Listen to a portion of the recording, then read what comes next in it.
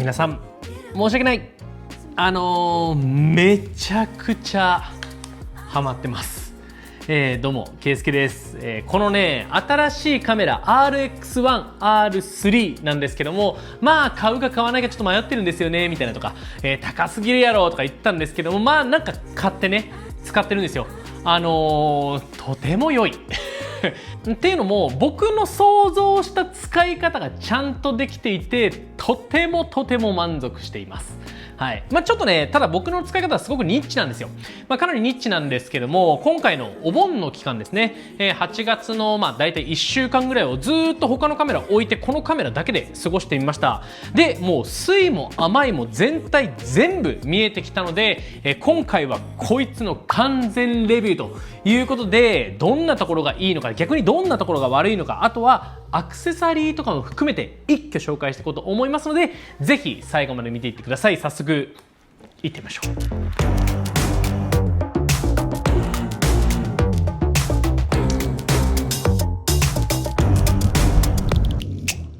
はい、ということで改めまして今回はこちら。ソニーの新しいコンパクトデジタルカメラ、RX1R3 ですね。ちょっといろんなことを言う前になんですけども、もう価格の話です。このカメラのことをね、話す前にもう絶対言っとかなきゃいけないなと思うところですね。僕も正直このカメラを最初見た時高すぎるやろと。その価格、ソニー公式だと69万円、実売で言うと60万ぐらいかな、60万前後だと思うんですけども、高いよね。明らかに高い。そして、今でも高いと思っています。はい、もうこれは変わらん。だからもしこのカメラがもうちょい安かったら買ってる人は相当いるんだろうなっていうような感じはします。実際のこのスペックから見た時に価格がどのぐらいが適正かっていうのはもちろんねわからないところではあるんですけども、僕の感覚値で言うと高くても40万ぐらいの価格感なのかなっていうふうには思ってはいたんですけども、それにプラス20万ぐらいされてきたというようなカメラになっています。でなのですが、散々高いとは言ってきたものの、適正価格でもあるなと思っています。ちょっとその心はの話なんですけども、そもそもこのカメラね、おそらく大人数に買われることは想定してないです。すごくスペックも詰め込まれてるし、でコンパクトだし画質もいいしってことでいろんな人に当てはまりそうだなって思ってるんですけども、実際カメラの市場を見てみると、このぐらいちっちゃくてこのスペックでこう出せるのってソニーしかなくて、で今この1機種しかこのレベルのカメラってないんですよ。もちろんそれよりちょっと重たいのでもよければ、ライカとかのカメラもあったりとか、あとはAPS-C センサーであれば富士フイルムの X106 とかそういうカメラもあったりはするんですけども、これと同じポジションで、同じサイズ感のカメラっていうのはこの世に存在しないです。っていう風に考えた時に、実際これ以外に存在しなくて、でなおかつ今はね、売り切れになっていると、もちろんねどのぐらい用意してたかっていうのはわからないんですけども、ソニーの想定としてはもうこのカメラを買う人は相当ニッチな人だろうというのを前提に販売して、それで売り切れているので、適正価格ではあるんですよね。もちろんさっき言った通りスペックに対して適正かと言われると僕は若干疑問ではあるんですけども、その唯一無二性、レア性っていうものを考えると適正な価格ではあるのかなという感じです。ということなので、あらかた僕は価格についてはもう納得してます。というか買ったら価格っていうのはもう頭からね離れるもんだと思うので、基本的にはその価格っていう部分はもう外して、このカメラっていうのがどういうものか、どういう特徴があるのかっていうのをしっかり今回ご紹介していきたいと思います。でまずこちらのね RX1R3 ってどういうカメラなのかっていう話なんですけども、もともと10年前に RX1R2 というカメラがありました。それの後継機のモデルという形で RX1R3 というカメラが出ました。 R って書いてる通り、この R はレゾリューションの R なので画素数が高いことを意味しています。このカメラ自体も6100万画素、かなりね高画質に撮影ができると。でそのおかげで、これ 35mm のレンズがもう付属してあるんですけども、ある程度のクロップで 35mm、50mm、70mm この3段階で撮影ができるようになってます。もちろんねクロップしているだけなので、その分画素数は削れてしまうんですけども、そういう風な形で、撮影ができるというものになっています。でということでちょっと外観も見ていきましょう。はい、ということでこちらが RX1R3 の外観になっています。非常にコンパクトですよね。α7C2 とかよりも一回りコンパクトで薄いタイプのねカメラになっています。でこちらのカメラスペックなんですけども、画素数は6100万画素、焦点距離どのぐらいの広さで撮れるかっていう話は 35mm ですね。レンズは F2 から22まで変化できる、レンズのものが使われています。採用されています。で最短撮影距離は 0.3 メートルなんですけども、ここねマクロを切り替えることができて、マクロにすると 0.2 メートルまで最短寄ることができます。でファインダーとモニターもついていて、重さですね、この本体の総重量がなんと 500g 切って 498g と相当軽量な形になっています。おそらくフルサイズのカメラの中ではレンズ付きで一番軽くなるんじゃないかなという感じですね。で外観見ていくんですけども、電源がここですねになります。電源つけてここに露出補正ダイヤルっていうのがついています。で上は、ここの部分は普通のモードダイヤルですね。でよいしょ、背景こんな感じになっています。結構ねコンパクトなボディなんですけども、カスタムボタンが多くて、上に C11 個カスタムボタンがあって、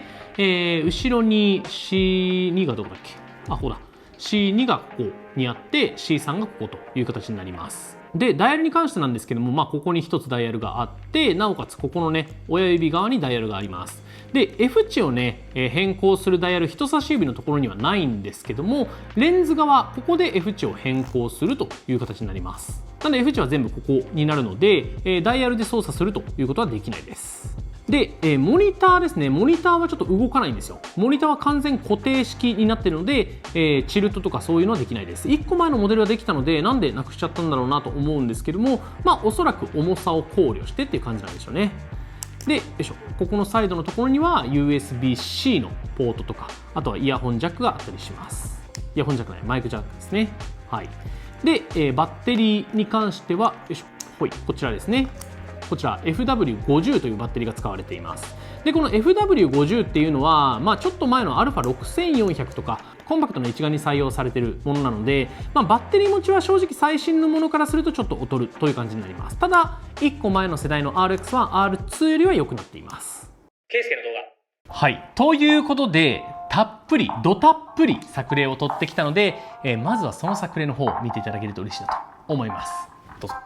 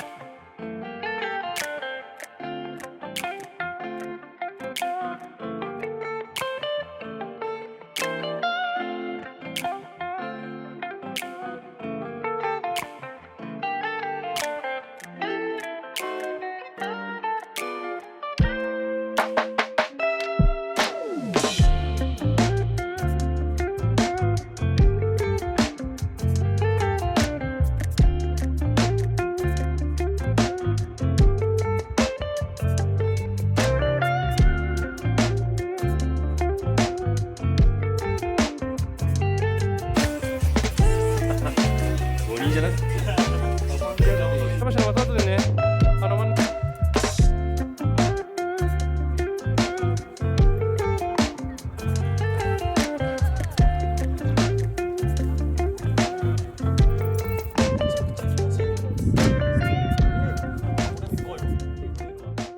はい、いかがでしょうか。もうたくさん使ってきて、このコンパクトさからこの画質出るんやというのが本当にもう感動ですね。感動。はい。で僕の用途としてはサクサクっと写真も撮りたいよなんだけど動画も撮りたいよっていうのがメインでありました。動画はですね、僕の妻のエリコちゃんのね動画をよく撮るので、それはあんまりカメラワークとかせずに固定して撮影するという形になります。なので、その用途としてもぴったりですね。動画撮影に関して言うと正直揺らすとね、ちょっと弱いカメラではある。本体自体に手ブレ補正が入っていなくて、動画の時は電子手ブレ補正だけが入るというシステムになっているので、ちょっと手ブレ補正のなんか弱さというか、グラグラする感じはあるはあるんですけども、許容範囲でとどまってくれてるかなという感じになります。で、実際に使ってみて、分かったいいところをつらつらと話していきたいと思うんですけども、まずは描写ですね。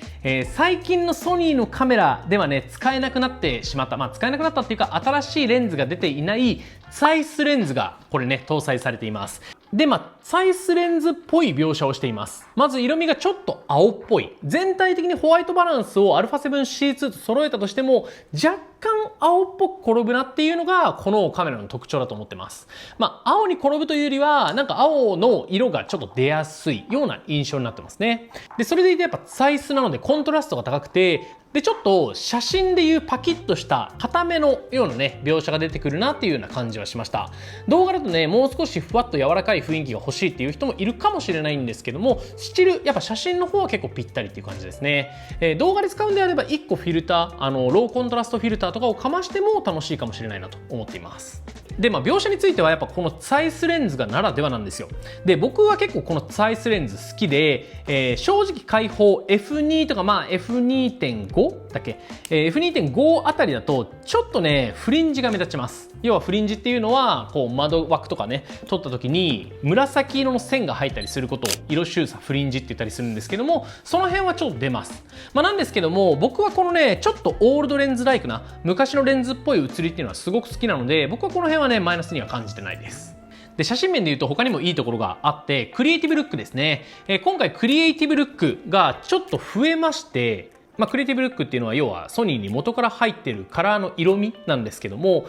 元からね、他のソニーのカメラでもスタンダード、ポートレート、ニュートラル、ビビットとか、フィルムの FL ってやつとか、インスタント、ソフトハイキーとかね、そういうの結構あったりしたんですけども、今回ね、フィルムの色味っていうのは3種類出てまして、FL、FL2、FL3 っていうのが出ました。で、僕はね、FL2 が好きです。ちょっとだけ FL1 よりもコントラストが低くて、なおかつハイライトがちょっと抑えられてるっていうのが FL2 で、それがね、僕は結構好きだなというふうに思っています。なので、ほぼ FL2 を使ってますね。で、それでいて、こういういい感じの色味で撮影できるのに、さらに被写体の認識、しかも自動で認識っていうのがあったりするので、かなりね、オートフォーカスも早いっていうのがすごく嬉しいポイントです。で、動画の撮影に関してもかなりいいなと思っています。動画の撮影に関しては 35mm 単焦点での撮影になるんですけども、そもそも画素数っていうのは高いので、超解像ズームっていうのが一応使えるんですよ。この超解像ズームっていうのは、要はソニーの他の画素の部分ね、余ってる画素を使って、ズームしちゃうぜみたいな、クロップみたいなやつなんですけども、それをですね、ここの C2 に僕は割り当てていて、どうしてももう少し寄りたいな、動画で寄りたいなっていうシーンはここの C2 っていうボタンを押してププッと上げて 1.5 倍ぐらいで撮影をしています。手ブレ補正入れてるので元 35mm なんですけども、手ブレ補正入れるとだいたい 1.4 倍クロップくらいなんで、どのぐらいだ、そうですね、49mm、それにかける 1.5 倍になるので、73mm ぐらいまでは、ズームができるという感じになります。それでね、動画撮影は使ってますね。正直写真だけ撮るんであれば他のカメラでも全然選択肢があるんですけども、やっぱオートフォーカスも効かせながら動画も撮りたいよって人は結構ね、このカメラ合ってるのかなというふうに思っています。で、あと地味に嬉しいのはやっぱソニーであるっていうところで、ソニーであると何がいいかっていうと、1個はマイクですね。マイクこの上の部分にガシャッとつけるだけ ECM M1 っていう僕は紙マイクを持ってるんですけども、ケーブルなしでそのマイクをつけるだけで音声がマイクで収録できたりします。ちょっと大きいんですけども使う価値は全然あると思っているし、プラスしてラットを入れられるっていうのもすごく便利で、動画撮影するときにこのラットっていうのをプレビューで入れることによって自分の好きな色でどうやって撮れてるかっていうのを確認できるんですよ。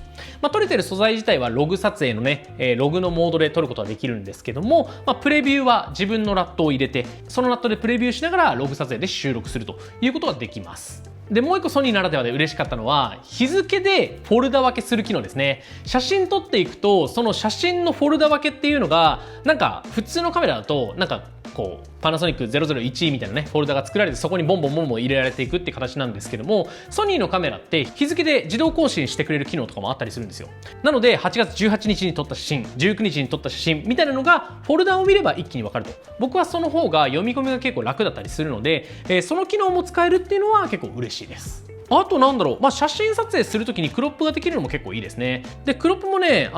サイドからピュッと内側にスライドすると、タッチでスライドすると、メニューが出てきて、この 35mm のクロップのところをタップすると画角を変更することができます。で僕はだいたい 50mm で使うことが多いんですけども、これねライカとかね、僕の持ってるライカ Q2 とかだとこうクロップされるんじゃなくてここの範囲が映りますよって線が映るだけなんですよ。僕クロップされた方が全然便利に撮影できるなと思っていたんで、このクロップは結構使いたくなるなと思いました。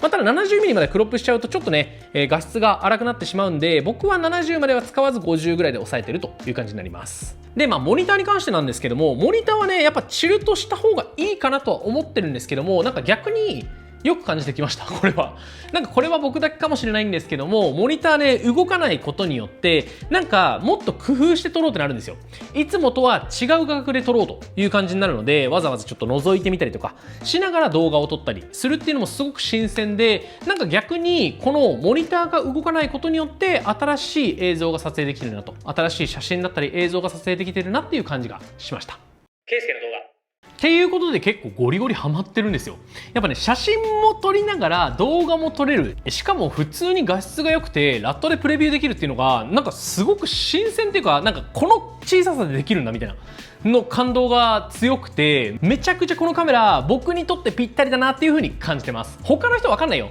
こんな写真と動画併用して撮るみたいなパターンってあんまないと思うんで、正直僕みたいなパターンじゃないと活かしきれないのかなっていうふうには思ってはいるんですけども、逆に言うと僕の用途にはすごくぴったりなカメラになっています。でその上ですね、気になる部分、ちょっと難点だなって思う部分もいくつかあるので、それもシェアしていきたいと思うんですけども、まずは見た目の部分ですね。このレンズね前から変わってないんですよ。で結構ツルツルしてんので、本体は脂肪加工してあるの。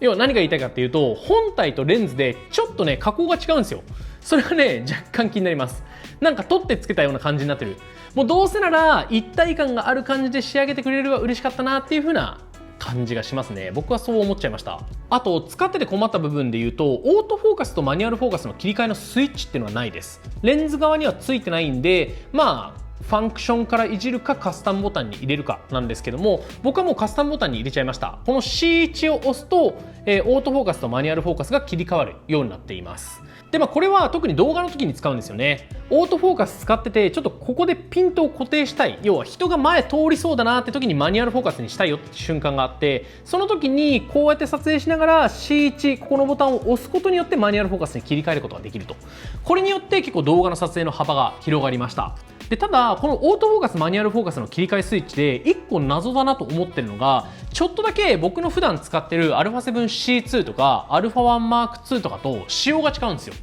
7C2 とか α1M2 の場合ってマニュアルフォーカスにしてもシャッター半押しするとオートフォーカスを合わせてくれるんですよ。要はシングル AF、オートフォーカスである程度まで固定して、そこからはマニュアルフォーカスですよみたいな形の使い方ができるんですけども、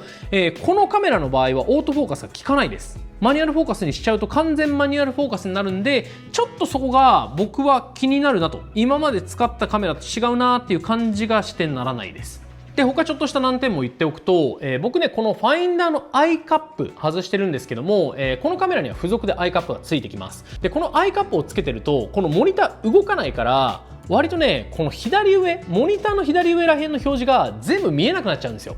でここで音声が入ってるかとか、あとは今マニュアルフォーカスなのかオートフォーカスなのかっていうのを見るので、こうやって覗いちゃえばもちろんわかるんですけども、ちょっと上からだともう一瞬でね見えなくなっちゃうんで、ちょっとここは欠点だなという感じです。あとちょっと動画の手ブレ補正面なんですけども、手ブレ補正これ写真の場合はついてないんですよね。要は光学の手ブレ補正っていうのがついていない。手ブレ補正は動画の際の電子手ブレ補正のみになります。で電子手ブレ補正って何をしてるかっていうと、動画で写真でできてるじゃないですか。その写真のズレっていうのを検知して後で合わせてるって形になるんですよね。でこれすると何が起こるかっていうと、元の画像自体が手ぶれしてると違和感が出るんですよ。なのでシャッタースピード、普段は僕は 24fps っていう形式で撮影して、シャッタースピードだいたい50分の1っていうねシャッタースピードで撮影してるんですけども、それでちょっと手ぶれしてしまうと映像がグワグワなるんですね。こんな感じでね、見づらいでしょ。なのでさっきも言った通り、カメラを動かさない方がいいよっていうのはここ。プラスあとは固定したとしてもあんまり手ぶれをさせない。もし手ぶれどうしてもしちゃう場合っていうのは、シャッタースピードをちょっと上げてあげて、80分の1、100分の1あたりにしてあげるといいのかなというふうに思います。でこの手ぶれ補正、厄介な仕様もう1個ありまして、ISO が上限決まります。動画の手ぶれ補正アクティブモードだと ISO が6400までしか上がらないです。8000以降は、手ぶれ補正をオフにしないと使えないという感じになります。でちょっと写真の方に戻るんですけども、写真の方でもちょっとした制限があって、このカメラシャッターの方式がメカシャッターという物理的にシャッターを下ろす方式と、電子シャッター、サイレントシャッターが使える電子シャッターねと2種類あるんですよね。で物理シャッター、メカシャッターの場合っていうのはシャッタースピードが2000分の1までしかいかないです。つまり日中カンカン照りの瞬間で F2 で撮影しようとしても白飛びしちゃいます。なので日中カンカン照りのシーンでは電子シャッターに変更するしかないんですよ。でカメラによってはこの電子シャッターとメカシャッターを自動でね明るさ検知して切り替えてくれるカメラっていうのがあったりするんですけども、これはそれができないです。なので自分で手動でシャッターの方式っていうのを変えるしかないです。なので僕はこのシャッター方式を写真モードの時は C3 ゴミ箱のボタンに入れることでメカシャッターと電子シャッター切り替えるようにしてます。であとはバッテリー関連かな。バッテリーはねちょっとやっぱ弱いは弱いです。写真も動画も撮って一日中つけてると4個は必要かなって感じ。もうモバイルバッテリー推奨ですね。4個バッテリー持ってくよりもモバイルバッテリーの方が効率はいいと思う。幸いね USB-C で充電給電ができるんで、どうしても電池が切れそうだなっていう場合はモバイルバッテリーで充電してあげればいいのかなという感じに思っています。であとずっとつけてると本当に電池の消費激しいんですよ。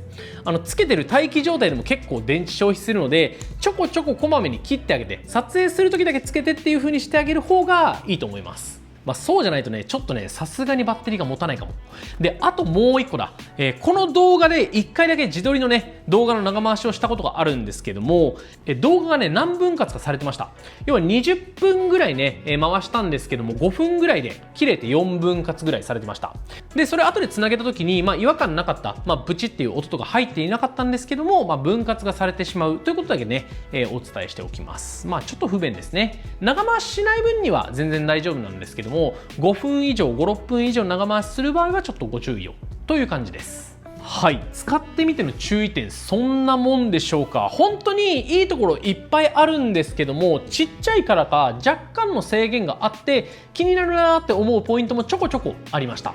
正直アップデートでメカシャッターと電子シャッターの自動切り替えは入れてくれたら嬉しいなと思ったりしています。あとそうだ、なんかね不具合がちょっと多いらしいんですよ。カメラの個体によっては不具合が結構あるらしくて、僕は幸い全く不具合はなかったんですけども、そういうちょっと不具合もあるそうなので、もし買った方っていうのはしっかりと、自分のカメラ見てあげるといいのかなと思います。今ね僕が見た不具合で言うと、このね謎にこの C3 のゴミ箱のボタンが使えないっていう不具合とか、あとはこのダイヤルの部分がなんかちょっと回しただけ、別に完全に回ってないのに、値が変わっちゃう、数字が変わっちゃうとか、そういうのがあったりするみたいです。ケイスケの動画ということで、おおむねもう全部紹介できたので、最後にアクセサリーですね。これと一緒に買っておきたいアクセサリーっていうのをご紹介したいと思います。でまず撮影するのにやっぱ必要なのは、SD カードとストラップです。SD カードは僕はこのプログレードの、今使ってるのはイリジウムっていうちょっと高いのを使ってるんですけども、プログレードのゴールドとかでもいいと思います。まずはゴールドから始めて、で、そのうち動画とかもっと本格的に撮影するよ、データ転送早い方がいいよっていう場合はこういうねイリジウムとかちょっと上のランクの SD カードを使うのがいいと思います。僕は結構 SD カードね、もうプログレードのばっか使っているのでこれが推しです。でストラップですね。ストラップに関しては僕はね自分のオリジナルで作った、このフレックストラップっていうのを使っています。これで長さを調整できるので、これを今は使ってるんですけども、このカメラに合うのであればもう少し細いのでもいいかなと思ったりしています。一緒に作ってるドリップから他のストラップも出てるんで、ちょっと今ね別の僕ストラップも開発中ではあるんですけども、それね細めなので、それ待ってくださる方は待っていただいて、ぜひね自分の好きなストラップこの辺は見つけてほしいなと思っています。僕のフレックストラップは結構おすすめです。で優先順位的に言うとバッテリーですね。バッテリーもう1個は買っといた方がいいと思います。で僕はねこういうバッテリーは純正派です。充電器はちょっとねサードパーティーのを使う時もあるんですけども、このバッテリー自体は純正の方がいいなと思って僕は純正のバッテリーを買っています。バッテリーさっきも言ったんですけども、完全にバッテリーだけでやり取りをするんであれば1日4個は欲しいなというところであります。そうじゃなくモバイルバッテリーを活用するよっていう場合は2つあればね、なんとかこう交互に使いながら、しかもモバイルバッテリーで途中充電しながらできると思いますので、ぜひバッテリー合計2つ、追加でじゃあ1個っていうのとモバイルバッテリーを購入するのをお勧めします。モバイルバッテリーのおすすめはね別の動画で全部ご紹介してあるので、ぜひそちらで見てください。でそして ND フィルターですね。ND フィルター、僕は普段は西の ND フィルター、西っていうメーカーのものを使ってるんですけども、西だとこのコンパクトなやつないんですよ。 49mm のやつのマグネットがないので、僕は新しくこれ用に ND フィルター買いました。K&F コンセプトのナノ X マグネティックっていうねフィルターなんですけども、これであればこのちっちゃい 49mm のフィルター系にも合うものがね売っていて、マグネットで着脱することができるんで、これ1個持っています。なので動画ね日中撮影するときにはシャッタースピードが下がりきらないので、これでちょっとサングラス的な感じでね、光を弱めながら、この手ちょっと暗くなったりするんですけども、こんな感じでね、これで光を弱めながら動画を撮影しています。これはね動画だけじゃなくて写真でも使えると思ってて、さっき言った通り日中でメカシャッター、要は物理的なシャッターだと2000分の1までしか上がらないので、そのままだと白飛びしちゃう。だからこのサングラスをつけてあげれば、F 値 F2 の状態で白飛びせず撮影ができるという形になるので、ぜひねこれもね買ってみてほしいなと思います。で最後ですね。最後はマイクです。僕の超推し神マイク、こちらの ECM-M1 っていうマイクですね。僕はこれを上につけて、この状態ですね。この状態で動画撮影をよくしています。もうこれがあるだけで本当に本格的、なんなら一番スペックの高いカメラとも遜色ないぜぐらいの画質で、撮影することができるんで、音もね含めて音も含めて撮影することができるので、ぜひチェックしてみてほしい。ぜひ動画撮影する方はチェックしてみてください。ケイスケの動画。ということでたくさん喋ってきました。いかがでしょうか。もう僕ね朝からずっと撮影してるんで、もう眠とうて今も1時間ぐらい喋っています。そのぐらいね今回のカメラ結構気に入っていて、熱意がこもってしまいました。最初も言った通り価格はちょっとね高いと思います。なんですけども、買ったら後悔しないカメラではあるなというのが僕はね確信ができているので、特に僕みたいに写真も動画も撮りたいよ、で動画に関しては基本的にはフィックス、あんまりカメラワークしないぜっていう人はめちゃくちゃぴったりだと思いますので、ぜひ気になる方は買ってみてくれると嬉しいなと思います。ということで今回の動画はこの辺にしたいと思います。今回の動画がいいと思ってくれた方は高評価ボタン、チャンネル登録もぜひよろしくお願いします。それではまた次の動画でお会いしましょう。バイバーイ。